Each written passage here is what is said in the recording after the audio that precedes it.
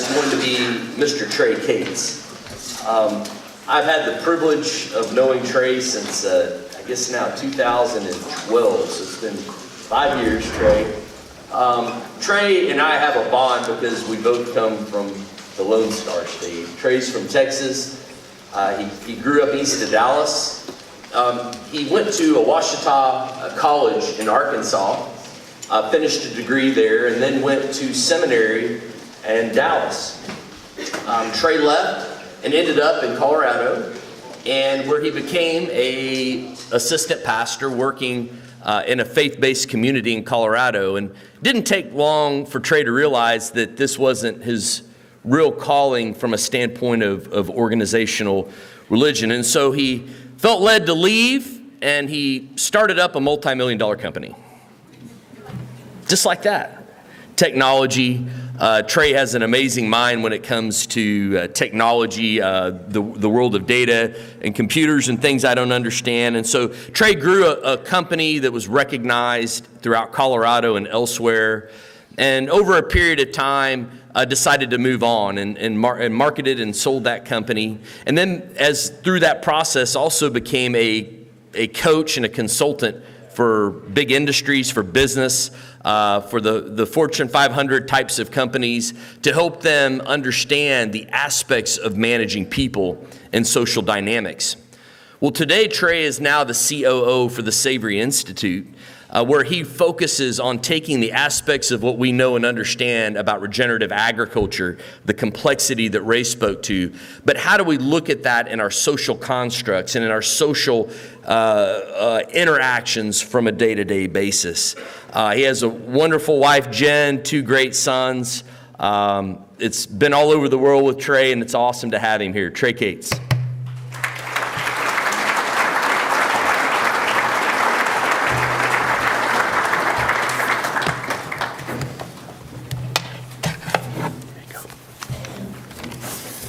Thank you, and good morning to everyone. I appreciate Jason and Grass-Fed Exchange and the ongoing commitment to bring a message of restoration, regeneration to a lot of people who need to believe that that kind of process can exist and be implemented in a way that would be beneficial to communities. I have had the pleasure of a very diverse background. And as Jason said, I kind of started in this life with a real commitment to humanity and what we could do with humanity to change our outcomes. And then in reference to that journey, it kind of evolved into me recognizing I wanted to figure out how that looked in the context of how people live their lives, which was in businesses, day in and day out, 10, 12 hours a day working. What did that look like? And how could you create an environment that could be extraordinary, that could be fulfilling in that kind of context? And then that emerged and evolved into me recognizing that we still couldn't do that outside of the context of an environment that we live in. So land. And I became involved with the Savory Institute. It's almost at its inception in 2009, and was a part of helping build the underlying business model and strategy of how we would impact large-scale restoration of the world's grasslands. The combination of those 3 things together has formed in me a commitment and a passion that has gone way beyond anything I could have personally imagined. And Savory and my experience in the past and the multitudes of men and women who have invested their lives into communicating a message of what underlying health looks like to create the abundance and productivity that we all desire. And for me, that's what I'm most committed to. I'm most committed to continuing to build a story and a commitment that allows for regeneration to be a part of our language, a part of our lifestyle, a part of our commitment in a way that creates still the outcomes that we desire in the communities that we live in.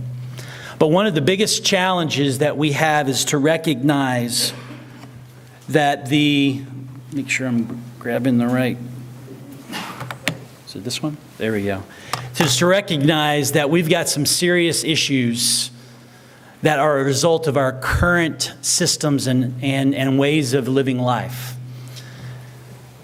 Rattan Lal is one of the famous soil scientists, and as Ray continued to communicate throughout his entire presentation, the power and the importance of soil, we need to recognize what we've been doing for many, many, many years. And it's culminating to recognize that currently the annual loss, we're experiencing an annual loss of 75 billion tons of soil, which is costing us roughly $4 billion a year. And actually, if you look at the UNCCD stats, they estimate it at being 11% of the global GDP.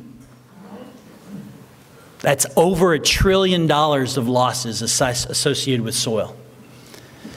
Unfortunately, we are not paying attention to that as much as we should within our economies and communities. But we need to recognize that the current environment that we've created around ourselves, government, economies, the communities that we live in, is created this kind of outcome, that we are losing that much soil. And what's interesting is it's not limited to just soils. It's a social issue as well. Actively disengaged employees cost the U.S. alone $450 to $550 billion in lost productivity. How do we create a world that we live in that loses 75 billion tons of soil annually, costing the world $500 billion a year? And how do we create organizations that are so disengaged from the people that work in them that they cost $450 to $500 billion a year? The reality is it is very broken. And until we find ways to address that brokenness, we are going to continue to create these kinds of outcomes that none of us want, outcomes that we want to address and fix. There's some great research that came out a few years back talking about what societal collapse looks like. And you can read the first piece of what happened in advanced, sophisticated, complex environments that resulted in fragility and resulted in impermanence associated with their existence. But there were two critical factors that was recognized that were the impetus for this. One was the stretching of resources to the point of where the ecological carrying capacity could no longer manage. And the second was a significant stratification of inequality across the masses.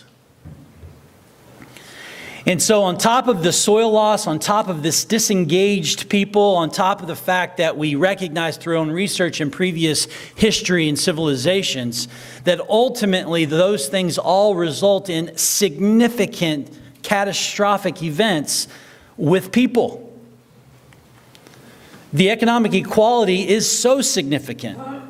This is a couple of years old, but do we realize that 645 billionaires represent $6.4 trillion in wealth, and that 3.3 billion adults represent $7.6 trillion in wealth?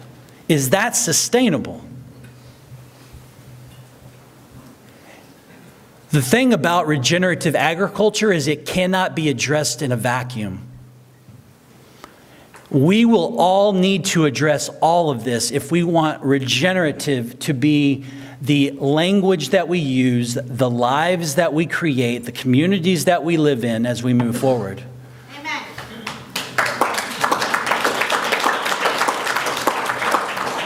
And without a commitment, without a very incredible strategy of intentionality around that, we are going to find ourselves continuing to fail at this.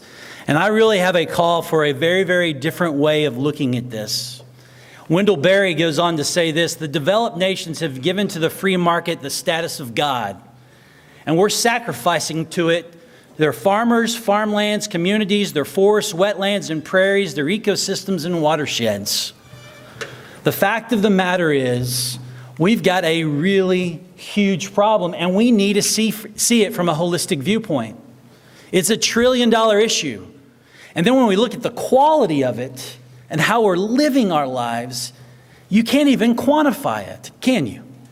We know it. We experience it. We're recognizing the angst that we are living with constantly as a result of things that are happening in a way that will not regenerate, not the soils, not our communities, and definitely not our souls.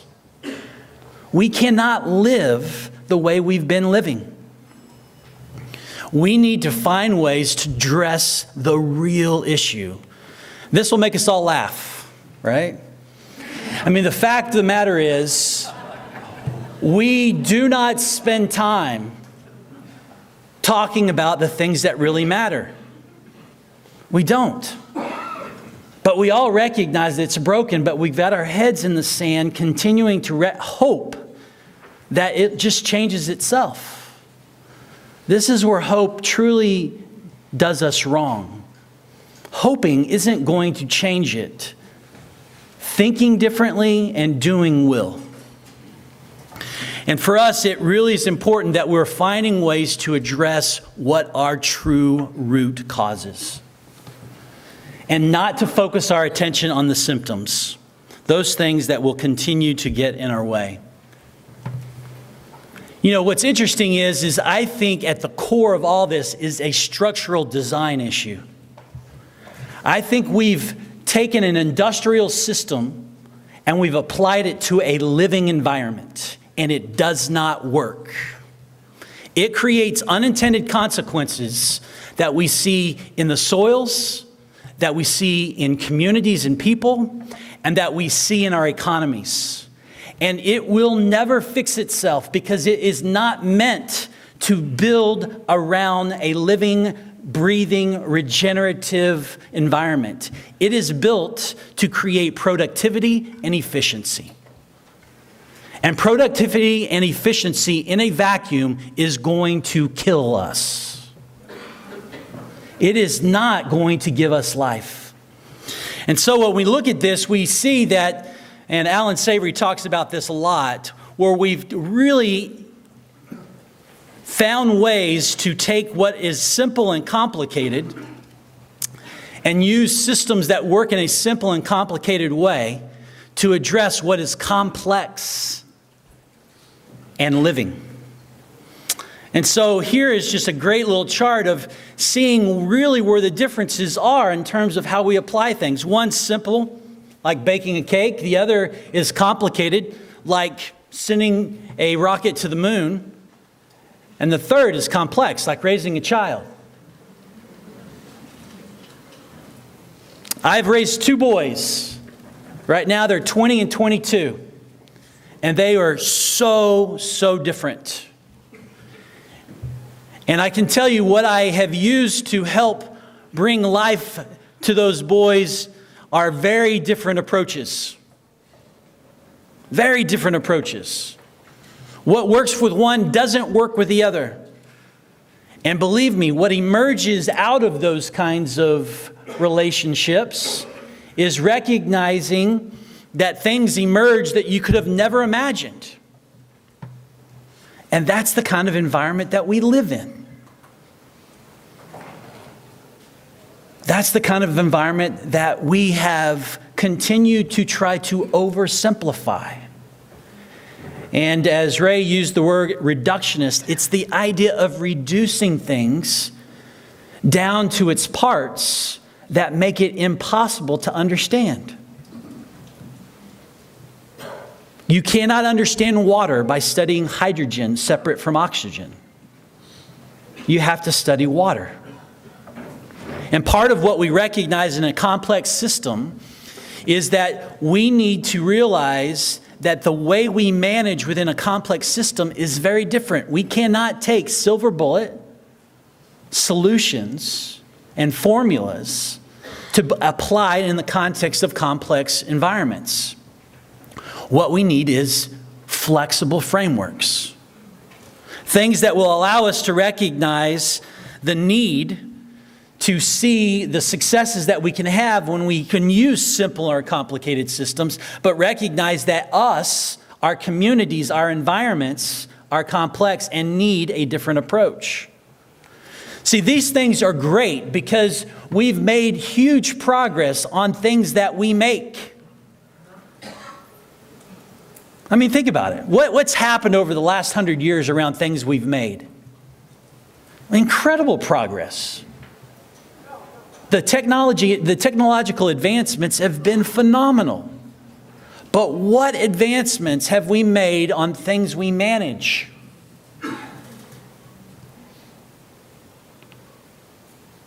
We cannot have recreated the results of the erosion of soils, the disengagement of people, and the inequality to say that we've made much progress. And interestingly enough, the current industrial systems are designed to create those outcomes. And we're allowing it. So what I'm calling for is a new structural design. One that's no longer focused on this technical industrial concept, but it's moving us towards a living system design that's focused on a regenerative idea. So everything that you are going to talk about this week or these few days that you're going to be together is about what that looks like for purposes of creating the environment to make better decisions around things that are truly complex. You cannot apply an industrial design to a complex system or a complex environment. You'll see on the one side that it really is things that can potentially degenerate, and on the other side, things that regenerate. On the things on the left are things that, as I would say, it's all about doing things right. And on the right, it's all about doing the right things.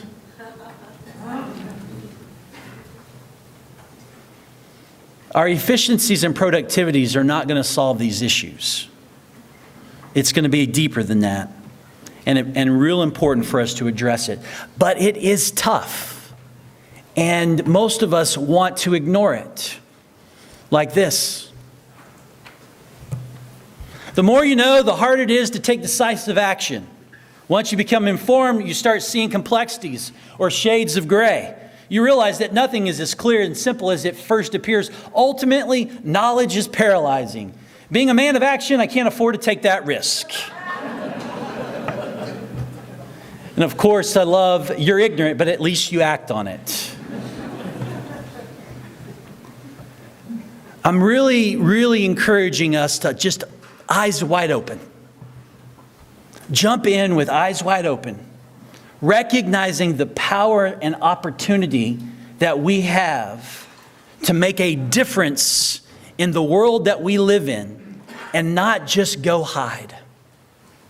Not recognizing it's going to be hard, it's going to be tough, but we need to step deeper into this conversation, knowing that future generations are going to be held in balance based upon our actions. And it no longer can be done the way it's been done. It's time to move on.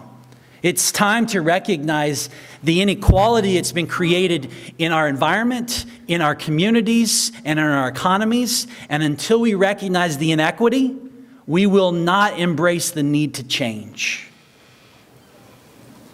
That is our call today. If we're going to do regenerative agriculture, it can't be in a vacuum.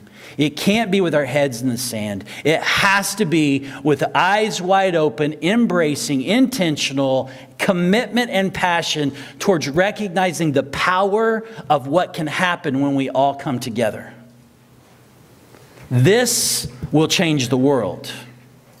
Regenerative agriculture will be a result of us changing ourselves, as Ray said. It is not the opposite. And then as we embrace this, we recognize that it's going to look different. It's going to be designed different. It's going to have all kinds of different flares. But us siloing ourselves into expertise, into different segments, without recognizing the need to be in collaboration with a holistic view, is going to be the death of us. John Ralston Saul says this: the reduction of politics, economics, social problems, and the arts to mathematical visions and obscure hermeneutical sealed vocabularies may well be looked by those who come after us as one of the greatest follies of our civilization. The fact of the matter is, we like to be right. We like to be in control. We like to know our stuff. It gives us meaning. It gives us identity. But it's also going to kill us. Every single one of us. We were meant to be in community and collaboration, just as the natural environment is, with a symbiotic mutualism that will continue to give life to all that's a part of it. But as a human race, we have taken a very different path. And that path is not doing anything but bringing destruction upon us. And we need to manage ourselves very, very, very differently. We need to recognize that this silo thinking isn't going to work. We need to recognize that we need to find ways to design it differently so that we are not in these silos, that we are open, that we are seeing and in community with one another to be able to make this work.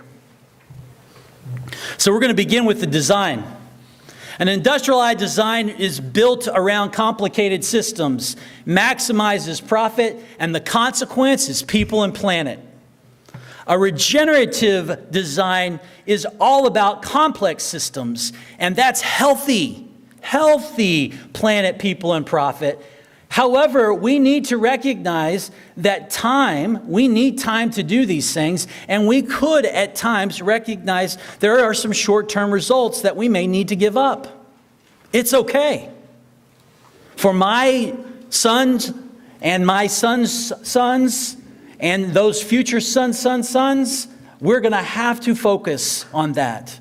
I happen to be a part of an incredible faith community in Colorado, of where we are actually having conversations of what 50 years looks like from now.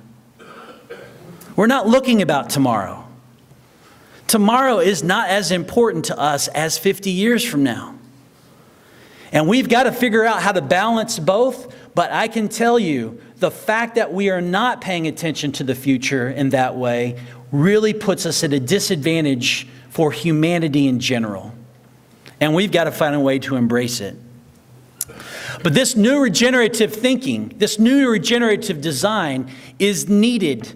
And it's needed because the current industrial structures cannot hold that kind of new thinking. So I use this obscure passage in the Bible. It says, and no one puts new wine into old wineskins. Otherwise, the skins burst. The wine spills out and the skins are ruined. But they put new wine into fresh wineskins and both are preserved. That's the idea of this regenerative movement. The regenerative movement does not work in industrial systems. It's new wine. And you put it in old wineskins. And one of the things that happened in that first century where this practice was used is those wineskins, when you put new wine in, those skins would expand with the production of, as it started to ferment within those skins. The interesting thing is if you then, after pouring that wine out and put new wine into it, those skins would burst because it had already expanded. It already had stretched. And so my comment here is, or my insight here is, we need to redevelop what that structural design looks like. These ideas don't fit into the way we've designed the world we currently live in. It's got to be different. And so this regenerative design allows us to recognize the need to define our local context, to recognize there's some underlying processes that we need to manage, that we then have evolving structures, that we need to persevere and work our butts off, and that then from that we get this regenerative abundance and resilience. This sets the stage for us to see how we do things very differently. It's less about just going to getting the work done, which all of us are very focused on doing, and to focus down deep into why are we here? And what are those underlying things that are happening that we need to bring health to? What does this mean? So regenerative organizational attributes, this is a big thing. What does the firm of the past look like versus the firm of the future?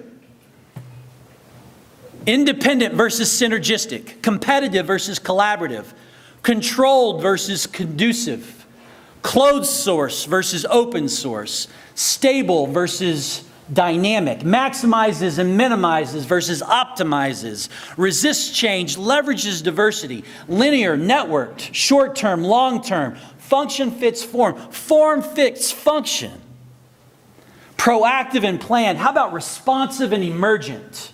How about self-focused versus system-focused, exploitation versus mutualism, avoids disturbance, leverages disturbance, manages risks, fosters resilience, protects, adapts, forces, and fits.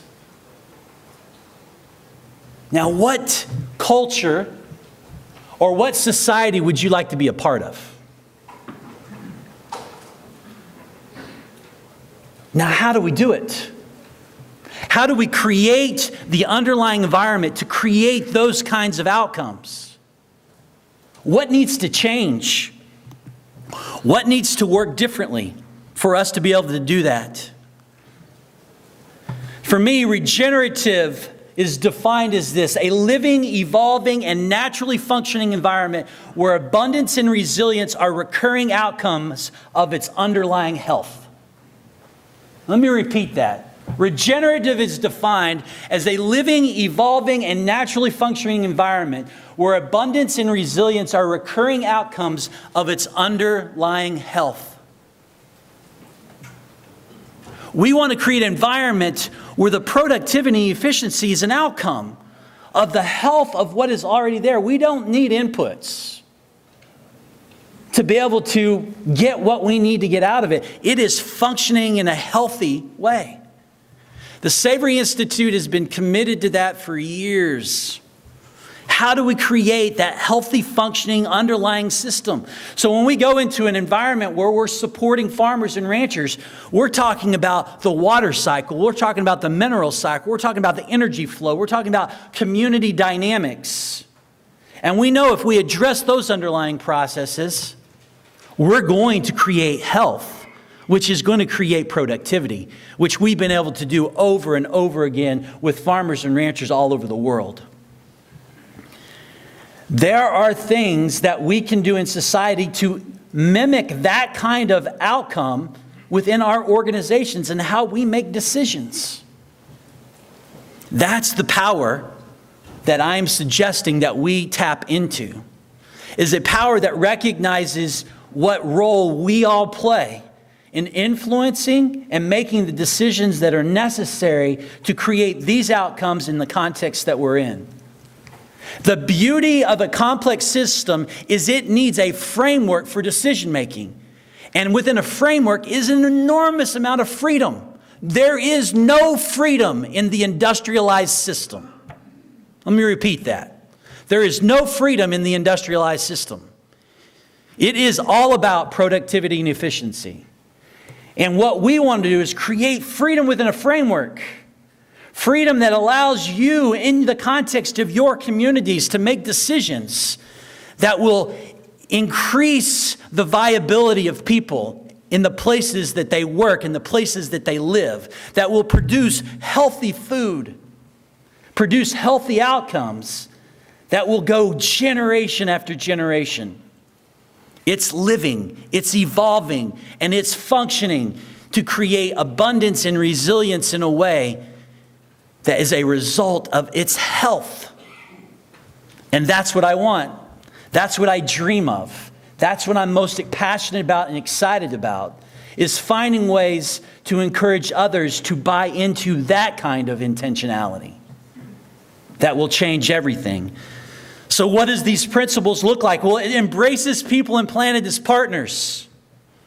It uses technology as a means to enhance the underlying process of well-being and health.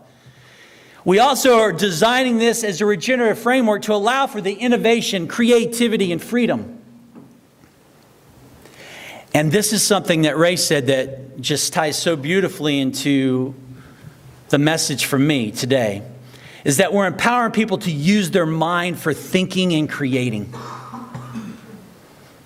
It's about real transformation when it comes to how we see people as a part of this process and how we need to approach it. We have been too focused on solutions and not about asking the right questions. This is one of my favorite authors, poet, philosopher. He says, have patience with everything unresolved in your heart, and do try to love the questions themselves, as if they were locked rooms or books written in a very foreign language. Don't search for the answer, which could not be given to you now, because you would not be able to live it. The point is to live everything. Live the questions now. Perhaps then someday in the future, you will gradually, without even noticing it, live your way into the answer. Isn't that beautiful? Live your way into the answer. I am desiring that we find a culture that's about living the questions now. How do we really engage and seek to understand versus tell everybody what they need to do? How do we empower local communities to be the real designers, to be the real influencers, to emerge with something that can feed people, that can empower people, and that could sustain them into the future? To me, it's about empowering people to see themselves as greater than they could ever possibly imagine in the context of their communities. And what's interesting is there have been times in history that there have been unrealized resources. And I think we're at the brink of that right now. And I think it's a huge paradigm shift. In the early 1900s, oil and gas was discovered, and it transformed economies in a very industrialized way. And in the mid-1900s, labor was discovered, right? It was industrialized as well, but it transformed production and efficiency. In the 70s and 80s, there was an interesting move towards this network technology, where all of a sudden everybody realized the power of bringing things together in a network way, and the computing power went through the roof. It wasn't about one computer being able to crunch data. It was this incredible movement of tapping unutilized resources in multiple computers globally. It transformed everything about computing. What's interesting is, in the 1980s, Alan Savory came up with recognizing and seeing degraded land as one of the biggest resources ever. Because it was because of management that it was degraded, not because it was created or evolved to be that way. So this was a result of changing management. So all of a sudden, these what were deserts or degraded grasslands, or as Ray said, things I just assumed the way they were, now all of a sudden can be thriving, abundant opportunities to grow grass, to feed herbivores, livestock, and to produce more income for the communities. This is in Namibia. This is in Mexico. This is in Australia. And you've seen Alan's TED Talk, I'm sure. And we've got lots and lots of before-after photos of what happens when you take an underutilized resource and you get in rhythm with its intent, its nature, and what results can come from that. In the 2000s, what happened with the automobiles? Uber did something just transformational. It says, so what do we have if we create a business around something that people are not using very often? Their cars, their vehicles. What happened? It created a whole different industry. What's another business that did that? How about Airbnb? All of a sudden, underutilized homes became a resource that nobody realized was there to create opportunities for people. What is the greatest underutilized resource available today? Sunlight.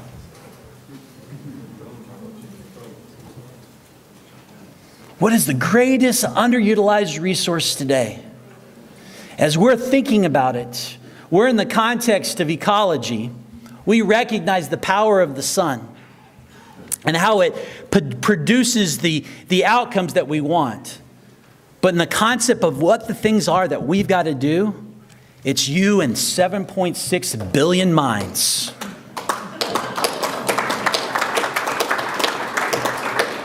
What if every single one in this room and in the world were treated with the respect of what they were created or evolved to do? Why has this happened here? What is this used for? We are one of the only species that we know of at this point, based in science, that is evolved or created to make decisions in a way very different than anything else. Yet the industrialized system turned us into what?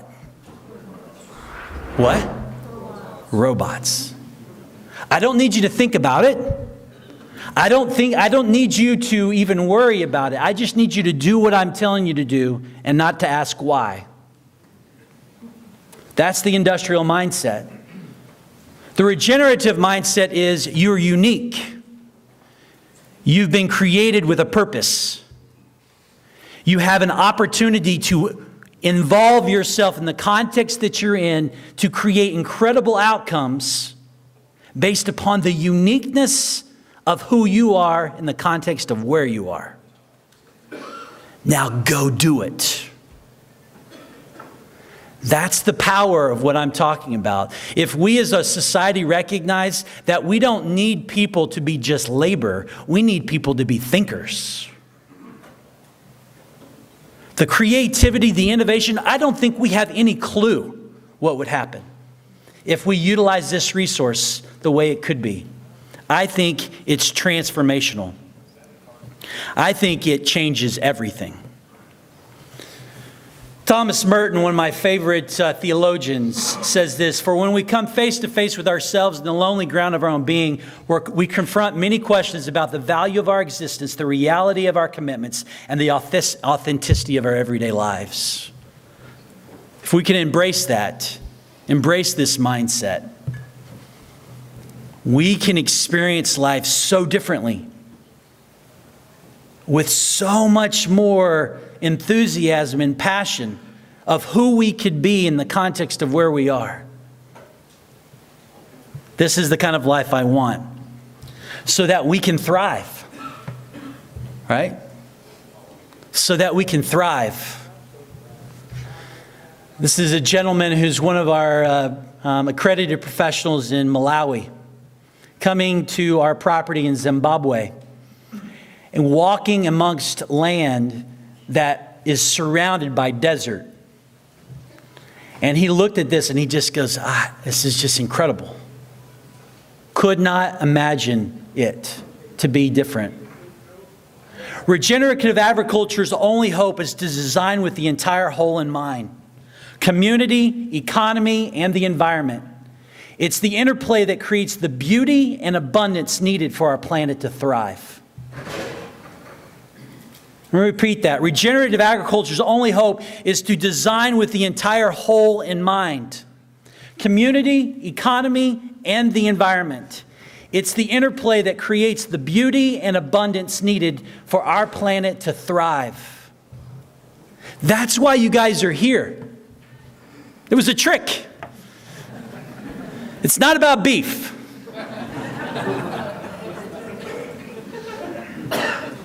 But you will create the opportunity for more beef if you do what I'm talking about. But we got to go deeper. We've got to make it more meaningful. And we've got to recognize that if we want to create the regenerative outcomes that we want in agriculture, where do those decisions get made typically? In government. In organizations who need to embrace a regenerative mindset. Otherwise, it's like the wineskins. New wine goes in, but all it's going to do is burst, which is going to ruin the wine, and it's going to ruin the structure at the same time. So the Savory Institute, we believe, is creating one of the leading authorities on regenerative land and livestock management. And the fact of the matter is, if you spend any time with Alan Savory, he'll tell you that his greatest desire is that we bring this idea of holism and holistic management to the consciousness of the world, to make holistic decisions, right? We as an organization have embraced that within our network, and we are about doing that globally. Currently, we're in 20 plus different countries, continuing to influence the policy and the implementation and the support of regenerative agriculture in the places that matter, where people live. For us, it is all about that. And we have influenced roughly since 2013. We've got these network hubs that we've established, influenced over 7.5 million hectares of land, and have trained almost, or actually over 4,000 people. For us, we recognize that the science backs all this up as well. We see that the interrelatedness between herbivores and soils are so important that when you take one away from the other, you cannot create the outcomes that you want. The world that we live in is so connected and interrelated that when you take pieces away, it does not operate the way it was designed. Just like you can't take people out of the equation. We were a part of the equation from its inception. So for us, ultimately, it really becomes recognizing the value of it all coming together. I'm going to close with Alan Savory's quote. Ultimately, the only wealth that can sustain any community, economy, or nation is derived from the photosynthetic process, green plants growing on regenerating soils. And if we can have individuals who embrace the idea of regeneration in their lives and in their organizations, I think we unleash the opportunity to regenerate this world in a way that it was designed to be in the first place. And instead of us being limiting factors in that, we are now contributing to the regenerating process. And that is what excites me. That is what gets me up in the morning, and that is what I believe all of us should intend to do if we're going to be a part of this regenerative movement. Thank you.